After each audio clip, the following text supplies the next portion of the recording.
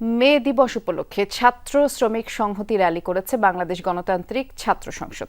দুপুরে রাজধানীর শাহবাগে জাতীয় জাদুঘরের সামনে থেকে শোভাযাত্রা শুরু হয়, যা কেন্দ্রীয় শহীদ মিনারে গিয়ে শেষ হয়।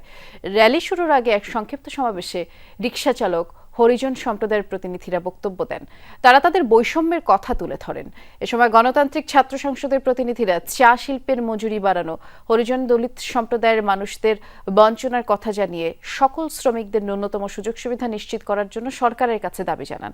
আর শ্রমিকদের নিয়ে বড় রাজনৈতিক দলগুলোর সুনির্দিষ্ট কোনো পরিকল্পনা না থাকায় সমালোচনাও করেন।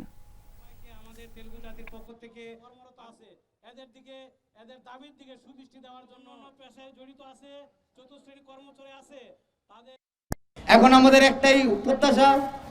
আমরা আন্দোলনের টাইমে বলছিলাম বুকের ভিতর তুমি ধর, বুক পেতেছি গুলি কর। এখন আমাদের একটাই স্লোগান, আবু সাইদ মুক্ত, শেষ হয়নি যুদ্ধ।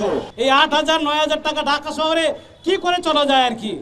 এই মে দিবসে আমি অনুরোধ করতেছি বাংলাদেশ সরকারের কাছে, অন্যান্যদের কাছে এই বিষয়গুলো একটু সুদৃষ্টি দেওয়ার জন্য।